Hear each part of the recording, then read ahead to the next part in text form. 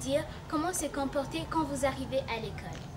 Certains d'entre vous ne se rappellent pas comment l'école est devenue ou comment vous allez vous asseoir et les règles qui sont venues et comment vous devez vous comporter. C'est pour cela que dans cette vidéo, je vais vous dire comment vous devez vous comporter quand vous arrivez à l'école. La première chose est d'être poli. Qu'est-ce que je vais dire là-dedans en disant que quelqu'un doit être poli? La première chose, c'est que quand quelqu'un est poli, obéit tout ce qu'on lui dit à faire. Si on lui dit que de ne pas déranger en classe quand le monsieur sort, bien sûr, il va les faire, ou il et elle va les faire. Et aussi des enfants qui sont impolis, qui ne sont pas polis. Donc, tu sais, ce sont des enfants qui voient qu'ils aiment marcher, faire des choses qui ne sont pas. Donc, ils se sentent comme s'ils sont à la maison. C'est comme s'ils se sentent libres, ils peuvent faire n'importe quoi. Ils peuvent se lever, se mettre en haut de la chaise. Ah, je dois faire ça. Non. C'est pour cela que quand tu arrives à l'école, les maîtres ou la maîtresse aiment beaucoup quand tu es poli. Donc, quand tu es stable, sans bouger, sans faire beaucoup de mouvements, de n'importe quoi, marcher d'ici, aller là-bas, aimer beaucoup parler, chuchoter aussi quand les messieurs sont en train d'enseigner. Et tu es là, seulement. Et par exemple, vous êtes en train d'étudier l'anglais. Et toi, tu es là avec ton ami, vous êtes en train de barboter des choses que... Donc, vous disiez, ah, tu sais quoi, les derniers jours, quand j'étais à la maison, nous avons fait ça et mes cousines sont venues et nous avons fait ça et ça. Tu ne connais pas là où le maître ou la maîtresse arrive, non. Alors que l'enfant poli, lui, il connaît ce qu'il est venu faire à l'école. Il ne vient pas à l'école seulement parce qu'il y a des enfants qui viennent à l'école seulement pour jouer ou parler avec des amis ou se rencontrer avec des amis. Il y a des enfants qui viennent à l'école seulement pour jouer. Et d'autres enfants qui sont polis viennent quand ils savent ce qu'ils vont faire. Parce que vos parents ont payé beaucoup de l'argent et vous aussi, il ne faut pas les gaspiller n'importe comment, d'arriver juste à l'école et de commencer à dire, oh, tu sais quoi, les tests de maths, je n'ai même pas révisé, je vais réviser demain. Non, tes parents ont beaucoup payé pour ça, alors c'est pour que toi aussi tu dois leur montrer que je peux faire ça. Alors il faut être poli, obéir ce qu'on te dit et quand tu arrives à l'école, il faut savoir ce que tu es parti faire. La deuxième chose est qu'il faut aimer tes propres choses. Qu'est-ce que j'avais dire là-bas? Par exemple, tu as vu un enfant qui...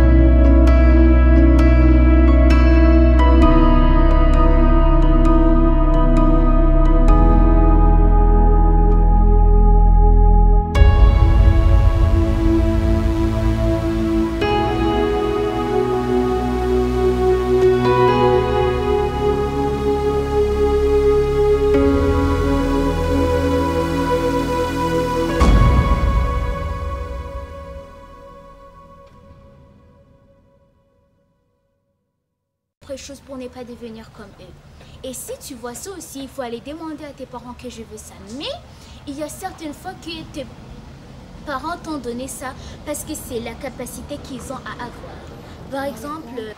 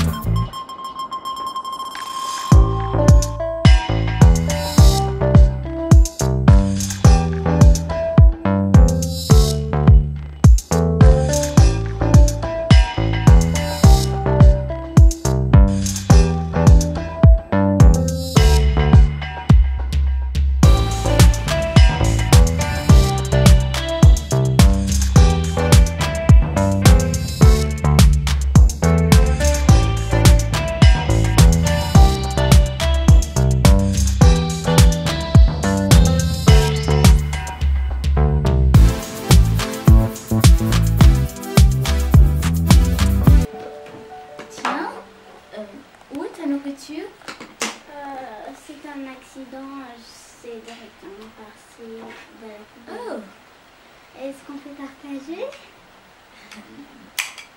je sais pas. On peut partager?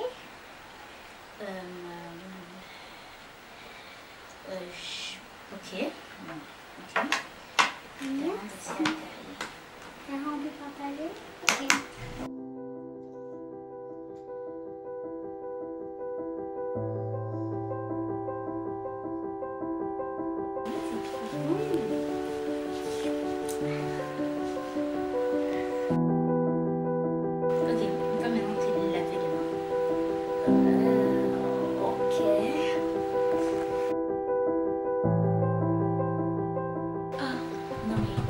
La nourriture peut se renverser lui-même.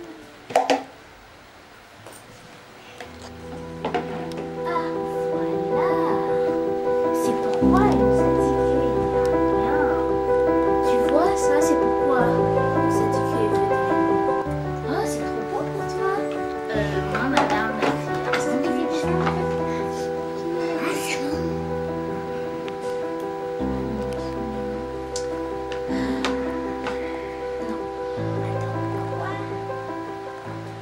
D'abord tout dévaliser. Par exemple, tes parents t'ont donné les fruits, mais toi tu voulais par exemple de la pizza. Mais tes parents n'ont pas cette capacité d'acheter une pizza. Par exemple, ils sont pauvres et ils ont juste trouvé pour toi des fruits. Si tu vois que c'est comme ça, mange ce qu'ils t'ont donné.